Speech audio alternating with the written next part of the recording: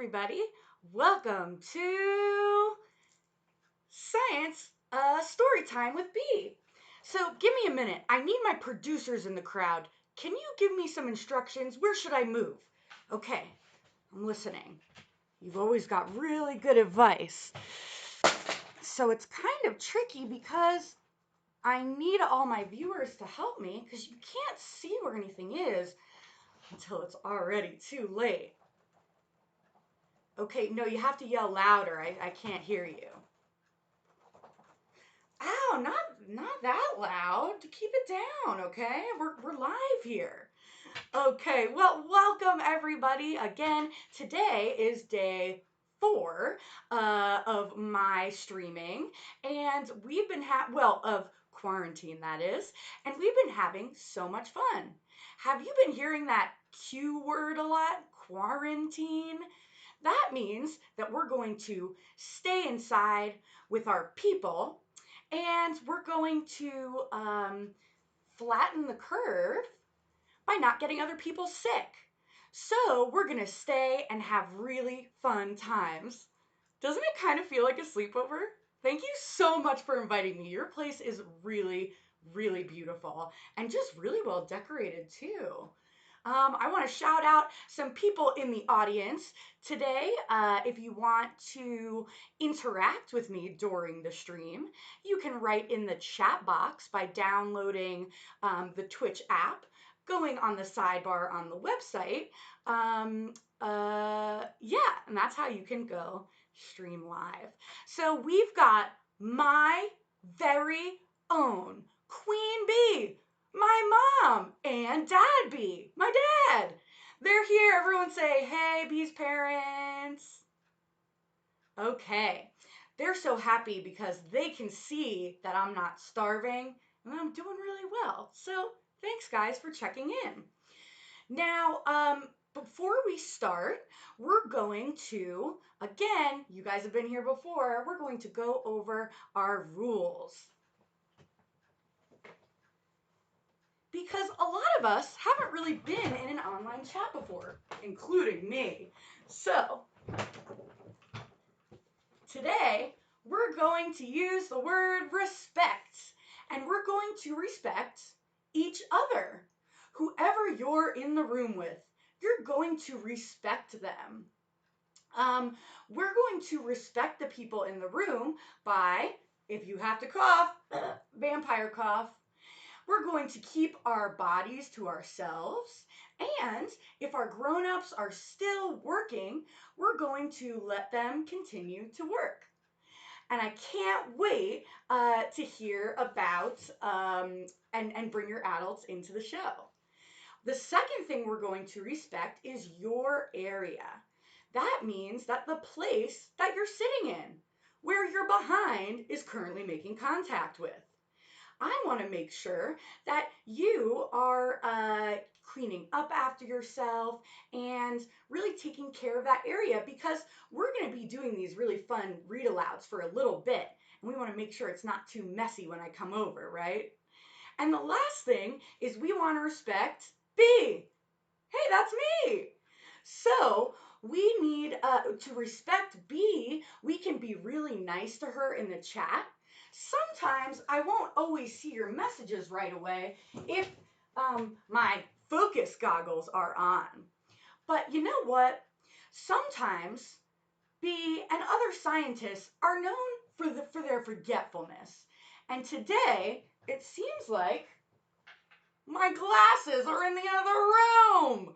So take this time, everybody, to shout out where you're streaming from and time me. Ready, set, go.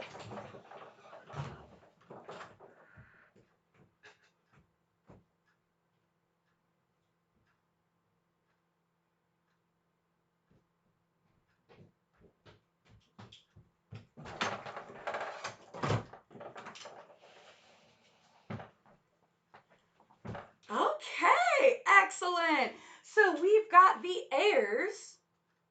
Oh, there you guys are. You look fabulous. You know, when I said it before, I couldn't see you. So, but I'm glad I wasn't lying.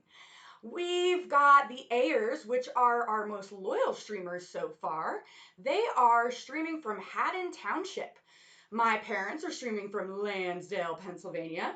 Pesky Vaporon is streaming from their home. Who knows where that could be? So, now that I can see clearly, and you are here, it is time for Science Story Time. Today we have a double header, and you can check out my tweet or the social media pages that have been going out for a link to a copy of the second book. We'll give you time to bring that up. And I'm going to put it in the corner right now. What I'm looking at is really cool. I get to choose what you see by doing something like this. Oop, nope, that wasn't right. Doing you know what? We'll do that tomorrow. It looks like classic forgetful Bee forgot to make the right logo for the corner. Oh man, that's okay. We're gonna have so much fun. So our very first book is a true story, and the first time I read it, I was in disbelief. That means I couldn't even believe my eyes. This book is called How the Meteorite Got to the Museum. And if you know me, you know that I work at a museum. So this is a really cool story because it's based out of, let me see if they say in the beginning here, a museum that got a real meteorite. I believe it's somewhere in New York. Very cool. We're going to have to do some research on that later. So, our first book, How the Meteorite Got to the Museum. And now it's time for me to get up close and personal so that everyone gets the best view in the house. Ooh, okay, stretching it out. Is everybody ready? Okay, does everyone have their focus goggles on? Does everyone have their listening ears on? No, you in the back. I didn't see you have your listening ears on. You in the back with your finger up your nose. You too, okay? All right, here we go. How the Meteorite Got to the Museum. Wow, this is a really cool cover page. Let's make sure that you can see the whole thing. Scoot, scoot. Okay, there we go.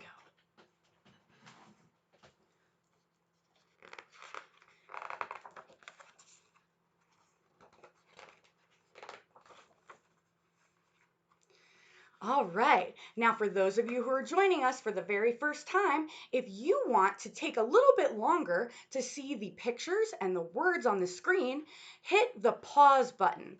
That's the button that kind of looks like two lines next to each other.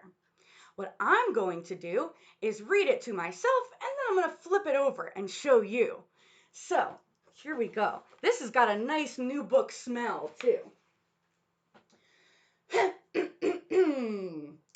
A meteorite is, simply speaking, a rock that survives a fiery fall from outer space and lands on Earth. This happens thousands of times a year. Thousands of times a year? Maybe it happened today. Meteorites fall all over the place in the sea, in the deserts, on the plain, and in jungles and forests. They usually don't fall into people's yards, but this one did just that. And it happened not far from New York City, in a town called Peekskill, New York. Excuse me, but how did the meteorite get here to the actual museum?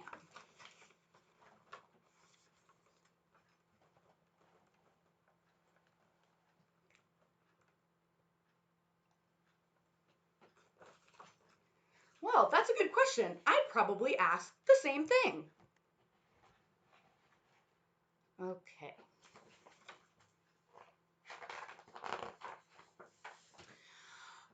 Hundreds of millions of miles from Earth, in deep, dark, cold outer space, there are vast fields of space debris flying around. That means space junk, space garbage. Not garbage, like there's not a banana peel or anything out there, hopefully. Space debris can be chunks of ice, pieces of satellite, specks of dust, tiny little grains of sand, huge rocks called asteroids, and smaller rocks called meteors. Can you repeat that after me? Meteors! Nice! So we're going to learn the difference between all the different types of falling objects. A meteor that falls on Earth is called a meteorite. So when it's up in space, it's called a meteor. And when it comes down to Earth, it's called a meteorite. You got it exactly right. Here in outer space is our meteor, likely a broken off piece of an asteroid, flying around and around and around.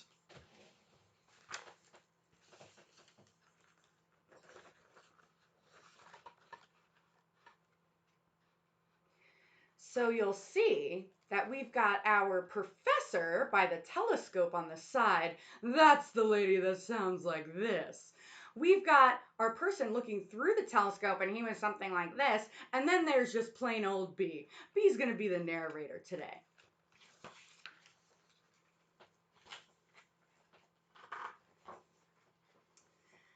Okay, so the meteor was flying around and around and around. A year goes by, a million years go by, a billion years go by. Over 4 billion years go by. And then, October 9th, 1992, let me see if I can do this quick math, think I was still in my mom's tummy. No, I was a new baby. I was born in June. And then on October 9th, 1992, and no one knows exactly why, the rock changes course and enters the Earth's atmosphere over the great state of Kentucky. And the atmosphere means our sky.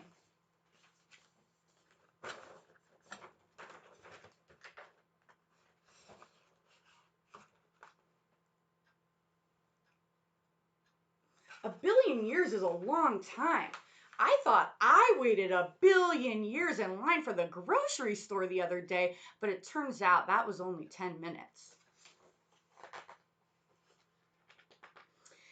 Here is a dog sleeping on a porch who is awakened by a loud sound. She barks at the meteorite. Woof, woof, woof. Can I hear all my dogs in the crowd? Who let those dogs out? You can't open up the back door when I'm doing a street. Let the dogs back in so they can settle down. Okay, here we go. Oh yes, the dogs. She barks at the meteorite as it zoomed towards the Earth.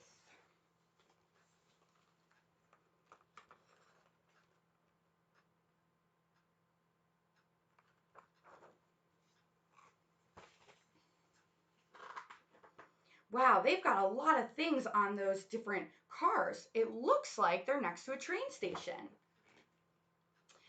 Here are the Virginians enjoying a late night burger. And suddenly they see a fiery trail in the sky. We know that it was the meteorite, which was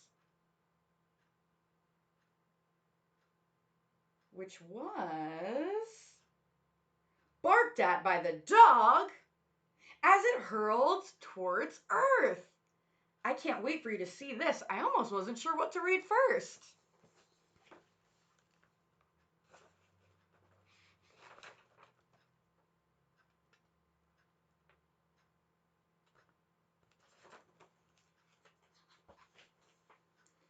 Okay, so we got the dog barking and we've got the meteorite falling. I wonder what's going to happen next. Here are sports fans at a Pennsylvania high school football game. Pennsylvania? Hey, that's where I am right now. The home team is trailing by 7. The running back has got the ball. 3rd down, 4 yards to go. Home movie cameras point towards the action on the field until, this is before cell phone cameras, zzz, crack, hiss.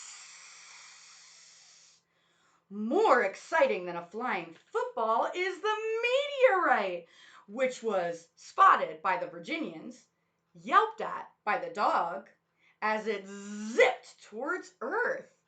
Man, I love a really good sports game, don't you? Cool. Now this book, we're going to keep adding more and more. Let's see if you can remember who saw what when.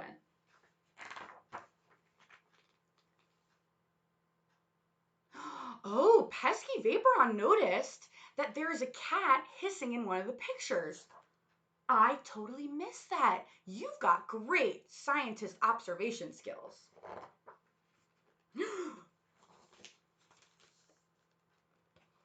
Crash! Bang! Oh no! That looks like quite a lemon.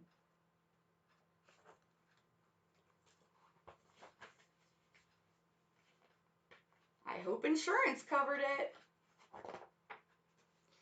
Here is the teenager who had been watching late night TV at her house in Peekskill, New York, when she heard a tremendous crash.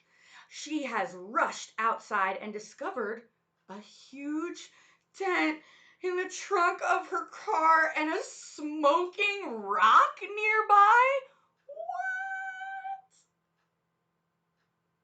I don't even know what I would do if I saw that. Of course, it really is the meteorite, which was filmed by the sports fans. It was pointed at by the Virginians and woofed at by the dog as it sped towards the earth.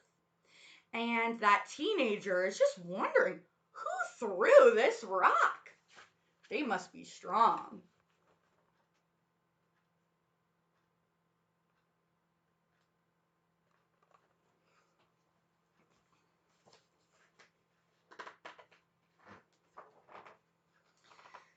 Here are the police who rush to the scene. They poke and prod at the still warm rock and declare criminal mischief for what really was caused by, you guessed it, a meteorite, which was discovered by the teenager, recorded by the sports fans, spotted by the Virginians, and howled out by the dog as it bolted towards the earth.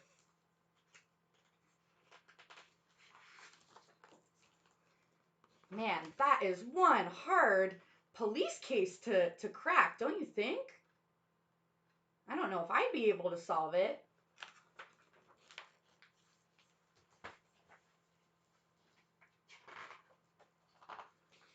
Here, the firefighters called to cool the rock, which has caused gas to drip from the car's punctured fuel tank. Wait a minute, time out, time out. Are they talking about the same kind of gas that we sometimes get after dinner and it's a little bit smelly? What do you think? I don't think in this case. I think they're talking about gas that goes into a car. So we're talking about a liquid gas, not the smelly gas that comes out of your behind. They start to suspect that the rock may really be a Meteorite, which was, here we go, examined by the police, reported by the teenager, videotaped by the sports fans, pointed at by the Virginians, and roughed at by the dog as it plunged towards the earth.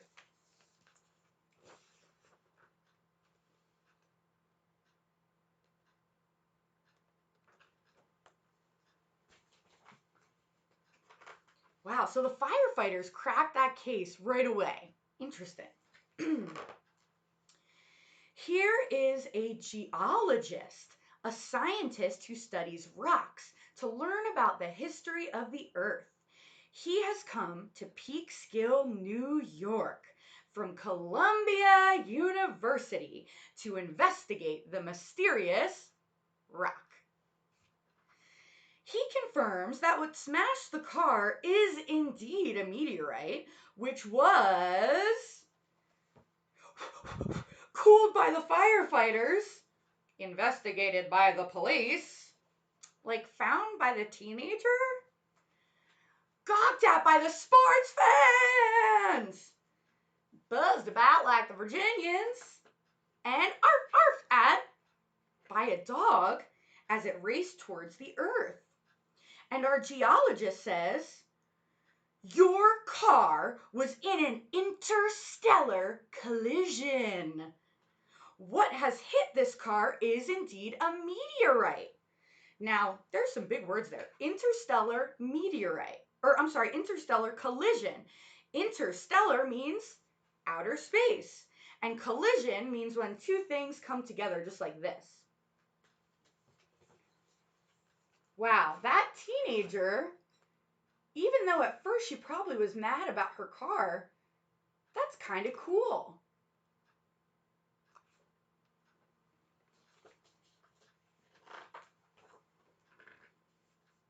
Okay, are you ready for the next place they took it?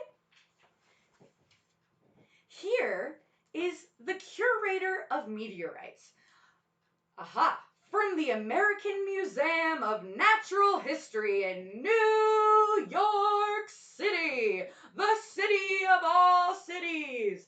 New York, concrete jungle. Oh, sorry, getting ahead of myself. Or maybe behind of myself. I'm not sure. Okay, so they were in New York City. He is admiring the space rock and hoping to obtain at least a slice of it. The museum would love to add it to its collection. This meteorite, which was identified by a geologist, cooled down by the firefighters, cordoned off by the police, over, called in by the teenager. Oh my God, you'll never guess. Taped by the sports fans when there was real tape in cameras.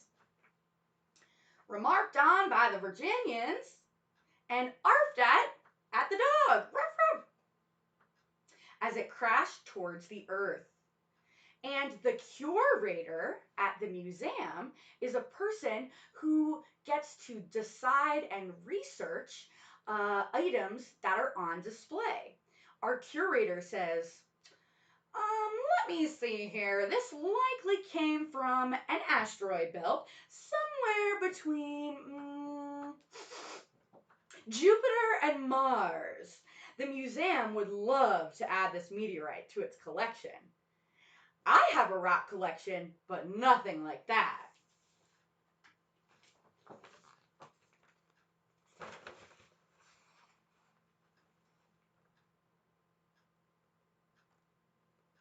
Wow, that looks like a pretty cool meeting to be in. I wonder if that meeting could be virtual. I don't know. Maybe if it happens this week, it will be. Okay, next up, we've got the cosmologist, a scientist who specializes in outer space, explaining everything that you might want to know and more. That's right. At a museum symposium, that kind of means like a show, at a museum symposium about the meteorite, which was procured by the curator of meteorites. It was confirmed by the geologist. It was hosed on by the firefighters. It was poked at by the police. It was called in by, I think, like a teenager. Oh my gosh. And chronicled by the sports fans. It was whooped at by the Virginians. Woo woo. Is that what that means? Or more like a whoop whoop? Or maybe it's an onomatopoeia. And yipped at by the dog as it fell towards the earth. Wow, so on the screen there, they've got a map and they have a car. And it looks like our cosmologist is giving a presentation with a little pointer.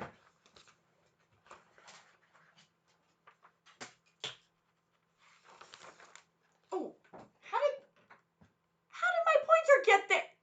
Did you just stick that in my nose when I wasn't looking? Okay, all right, back to business here. Okay. Oh, this is one of my favorites. And I even have friends that are on this team at the Franklin Institute. Although I do not speak for the brand or the business. Here is the exhibits team at the Natural History Museum of New York City. They designed the lighting, the signs, and diorama for their newest acquisition. That means their newest thing that they have.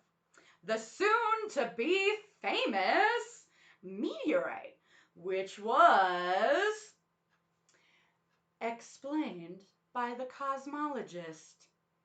It was acquired by the curator of meteorites. It was measured by the geologist. It was chilled down by the firefighters. Protected by the police over, oh my gosh, like totally phoned in by the, anyone remember who phoned it in? Write it in the comments if you remember. Who phoned about the meteorite? Oh, it looks like one of the Ayers has a shark tooth. Cool. And Pesky Vaporeon has a dino tooth. Oh. You're right. It was like, oh my God, totally called in by the teenager. It was captured on video by the sports fans. Ah. It was called to by the Virginians and yapped at by a dog as it plummeted towards the earth.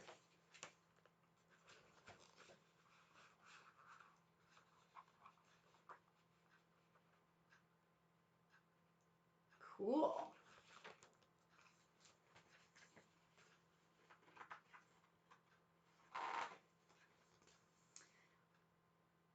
I think you might know this next person. Here is the science teacher who guides her students through the Ross Hall of Meteorites in the Natural Museum of History, the Natural History Museum in New York City. She loves the study of mysteries of outer space and sharing that with her students. Now, surrounded by a crowd of new young fans, is the Peekskill meteorite, which was... Ruff, ruff. Oh, we're going backwards now. Ruff, ruff, barked at by the dog. Gee whiz, I think I just witnessed a meteorite, witnessed by the Virginians. Filmed by the sports fans. Yeah. It was found like, oh my gosh, I can't believe it, by the teenager. It was poked at by the police over. It was sprayed with water by the firefighters. It was validated by the geologist. It was obtained by the curator of meteorites. And it was all summed up by the cosmologist and presented by the exhibits team and explained to you by the science teacher. So maybe today that can be me. Explained by Beebs, who says, and that's how the meteorite got to the museum.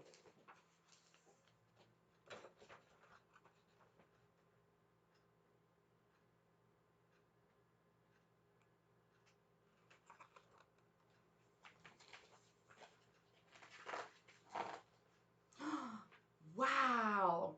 So now there is a page in the back. And this is like extra information, but it's after the story. And it's more information about meteors. I'm just going to show you the pictures, and it's a real picture of the car. Are you ready? So the geologist's name was Dr. Mark Anders, and Dr. Anders viewed the meteorite with the police.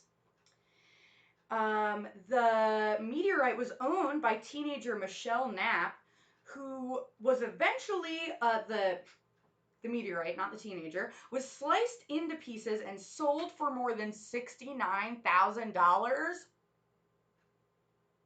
I could buy so many chocolate bars with that. It's a good thing I didn't get a meteorite crashed into my car.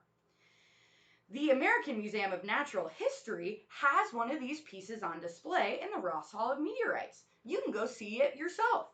Chicago's Field Museum also has a slice, as does the Smithsonian in Washington, D.C., and some of the other pieces are in private collections. That's a fancy way to say that someone purchased it for a lot of money and put it in their home. Most meteors disintegrate as they enter the Earth's atmosphere, so they kind of break apart when they come into the sky because of the high speeds. There's around 500 of them that land on the Earth each year, but only 5 or 6 are ever found. Because if you think about the Earth, is everyone imagining the Earth? Can someone throw up an Earth emoji in the chat box? When we see the Earth, what color are we mostly seeing? It's mostly blue. So the chances that it's going to land on land are pretty small. Meteorites are always named for the place that they land. In the US, meteorites belong to the person upon whose land they are found. That is some thrilling news, folks. There are 3 types of meteorites. We've got iron, stone, and an iron-stone mix. And if you stand outside on a clear, dark night for about a half an hour, chances are you'll see at least one streak across the sky. If you're maybe a little bit afraid, like I am, of being hit by a meteorite, you're a meteorphobe. That means you're afraid of meteors. But remember, it's probably going to land in the ocean. Every day, millions of tons is a big unit of weight. Millions of tons of space debris, including meteorites, fall upon our planet. Maybe the next famous meteorite will be called, insert your name's backyard. So, this is a picture of the car. Check out that hole in the car. Can't drive that anymore. Wow, that's so cool. In fact, it's so interesting and full of information that I think I'm going to try to take a picture for you and post it to my social media tonight so you can get a closer look at it yourself. The end. And that was how the meteorite got to the museum. Okay, we just finished part 1 of our science story time for tonight. So, you know the drill. I'll be right back. But while I'm gone, why don't you maybe get a piece of paper, something to draw with? I don't know, maybe some markers, colored pencils, crayons, oil pastels. Did I say colored pencils? Colored pencils and regular pencils or pens or any non-messy, that's the important part, non-messy art supplies, and draw a picture of what you would do if you found a meteorite at your backyard. Okay, we will be back at, let's see here, I think I can make it back by 5:41. So, are you ready? Let's set up that timer. Here we go.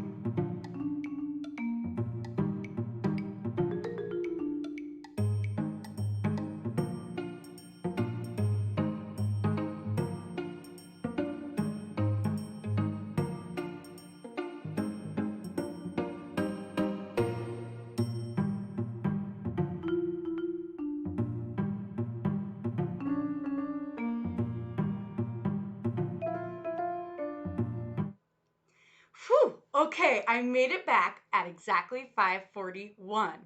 And now we're ready for our next book. The next book is called do do do do do do do do do do do do do. Ooh, this, I like this. I switched up my angles a little bit for everyone.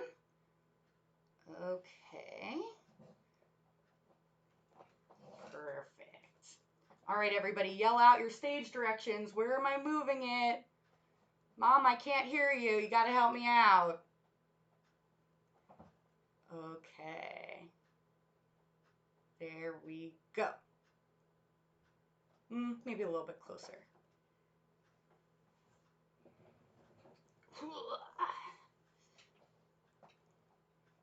Wow, this is so fun. Aren't we so lucky to be able to spend time together like this?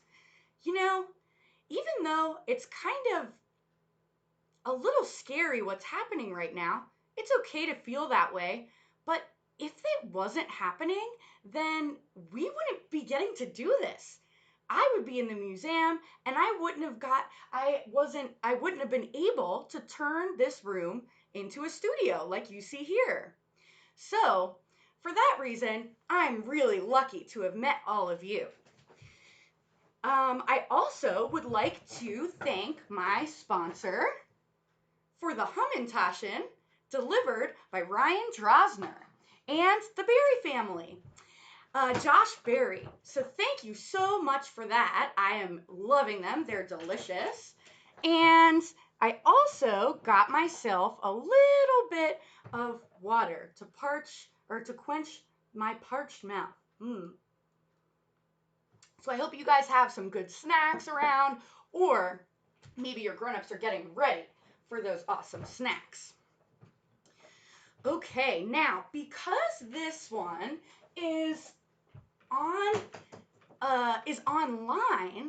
I'm going to pull it up on my phone, read it from there, and then I can flip this around without having to keep the pictures to myself. How does that sound? I'm flying by the seat of my pants here. So how's it going out there? Looks like you're having a wild time.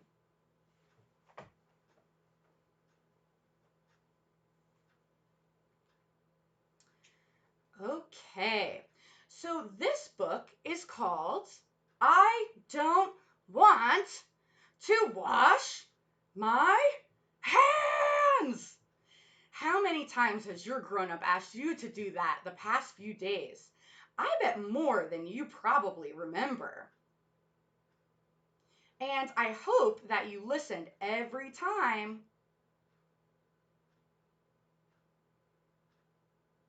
Okay, here we go. Ooh, that's my voice. That's crazy.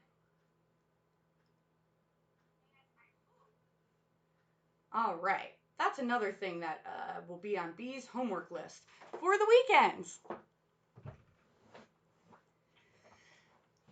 Okay, 20. Oh man, I bet your mom asked you more than 20 times if I had to guess. Okay, this is a little princess story called I Don't Want to Wash My Hands by Tony Ross.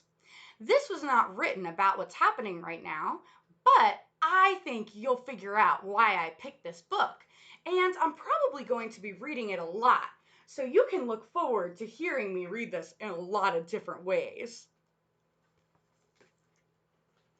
Oh good, the Air Boys listened. Good thing. Okay, so our little princess story begins with a dancer, just like so. Can you make your body do all of those things? Looks like she's dancing and having a really fun time.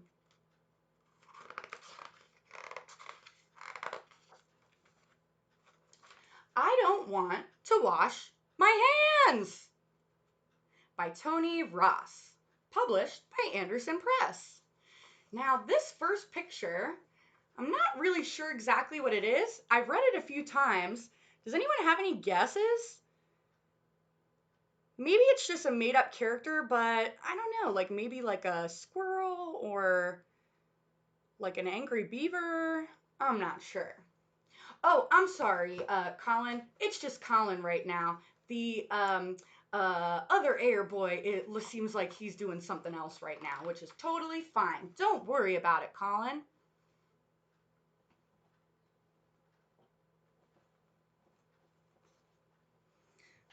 All right. Whee! The little princess loved getting dirty. Who else loves getting dirty outside? That's super fun. Hopefully, you all got a chance to get some fresh air today.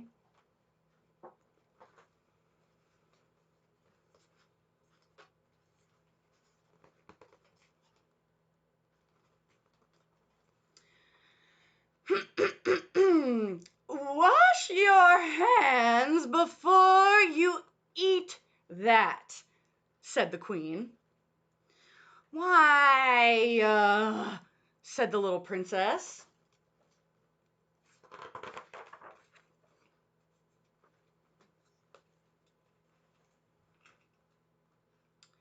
Because you've been playing outside, said the queen. Excuse me, wash your hands, said the cook. Why? Said the little princess.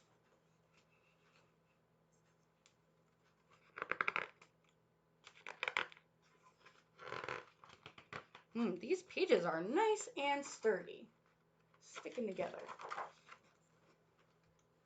Oh, not supposed to touch my face. Don't do that. Yell at me if I do that. I gotta stop that.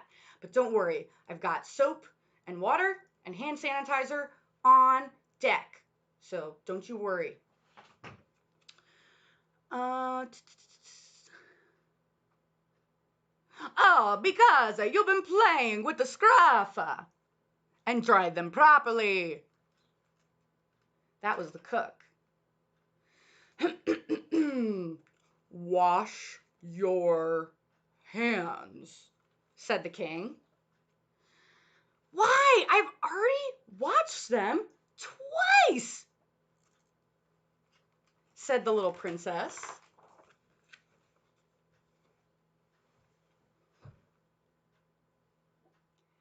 And,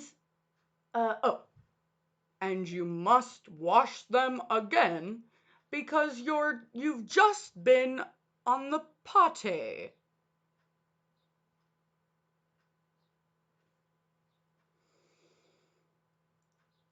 Excuse me, wash your hands, said the maid.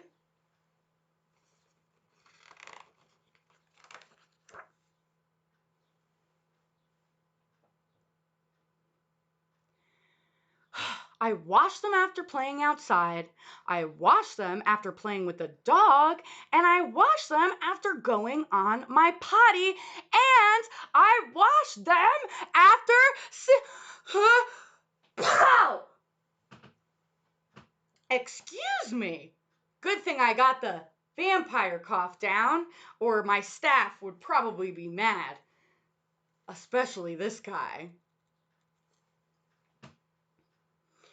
Why, said the little princess. Well, because of germs and nasties, said the maid. What are germs and nasties? Said the little princess.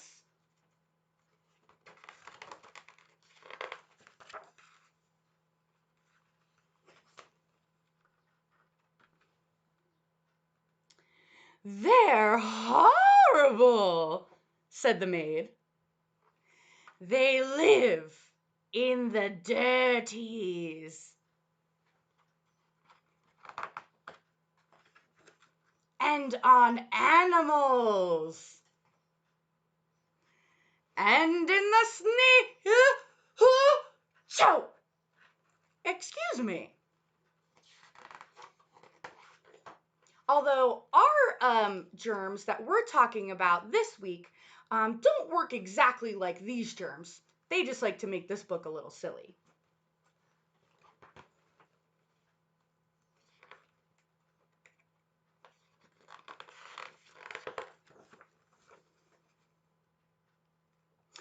they can get into your food and then into your tummy.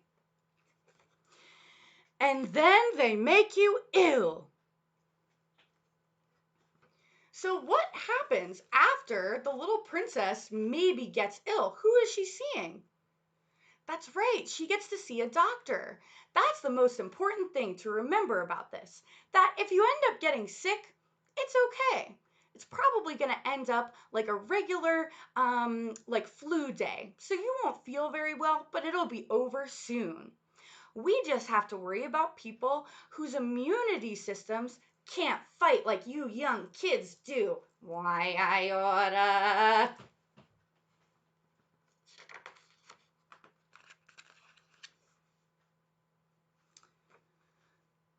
Well, what do the germs and nasties even look like? Asked the princess. Worse than crocodiles.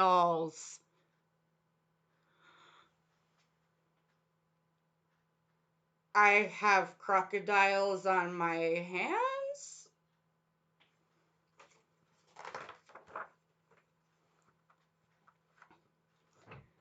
Germs and nasties are even smaller than crocodiles, said the maid. They're too small to see. That's true. You need a microscope or a really, really powerful lens, kind of like this, but even more powerful, and it makes things look bigger. Let's try it now.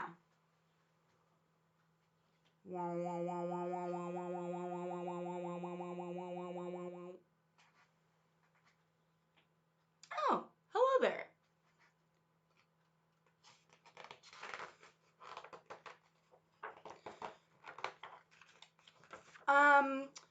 Do I need to wash my hands after washing my hands?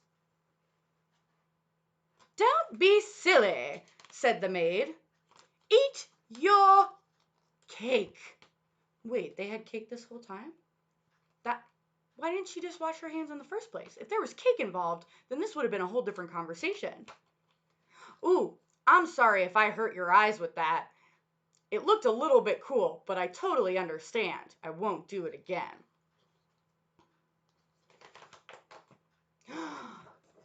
Have you washed your hands?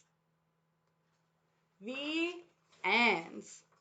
And that was I Don't Want to Wash My Hands by Tony Ross. So, now we've come to the saddest part of our stream. But before we sign off, I want to tell you how you can stay in touch with me when I'm not live. What you can do is go to my social media accounts. Your grown-ups probably set up this live stream for you, so they know where to find me. What you're going to do is draw pictures, or you can send me pictures of you watching me, watching you. You can post them onto my event, and starting next week, I will be showing those pictures during our commercial breaks. So if you want to see your beautiful face right here, or drawing, then you can do that pretty easily. And I'm really excited to see what you've all done with the place.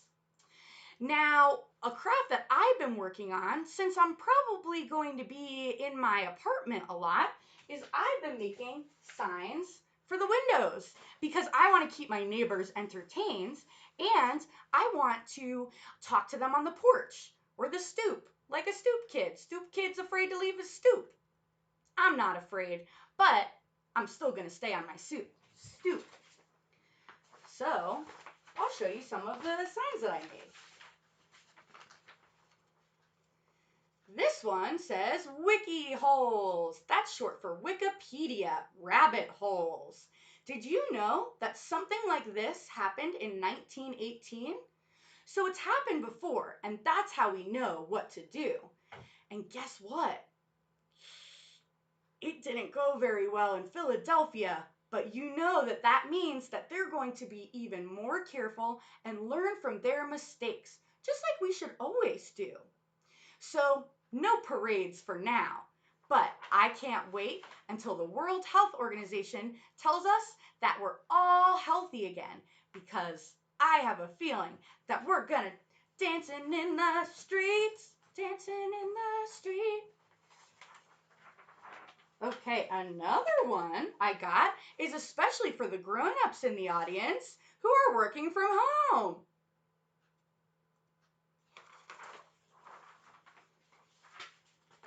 I'm sure that you've been watching some screens other than just me.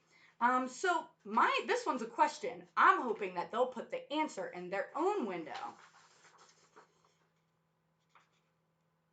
I want to get recommendations. If you have a recommendation of something that you think I would think is cool, then you could post that. You can write me a letter and send it the same way as everything else through my social media. And last but not least, I've heard a lot of people that are taking this time to do some spring cleaning.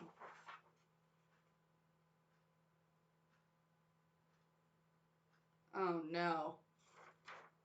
I gotta get to that. I've been too busy reading to you. Oh no. Well, things that you can look forward to tomorrow are meeting more of my crew. Now, the Bachelorette Pad Studios in Philadelphia, Pennsylvania only has one human. That's me, part B. But I have lots of other friends that are helping me out. I've got my friend right here who's been helping me build the set. And also, I've got my friend Buster. Buster is kind of loud.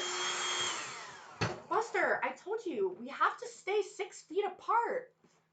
Buster never listens. Oh my goodness. Well, if you want to meet the rest of my crew, we're going to introduce them, and maybe one of them will read a story. So if you want to learn more about the crew, if you want to keep in touch with me, you know where to go. And last but not least, we're going to sing our goodbye song. Here we go. Wait a minute. No one told me my antennas were crooked. Okay. This goodbye song is from a kids show that I used to watch when I was little. And there's a hand gesture at the end that you can practice. So you can pause the button with the 2 lines right after I do it to practice it. Here we go. So long, farewell to you, my friend. Goodbye for now, until we meet again. So long, farewell to you, my friend. Goodbye for now, until we meet again. It's been great to play and read together in the hive, but now it's time to say goodbye. So long, farewell to you, my friend. Goodbye for now, until we meet again.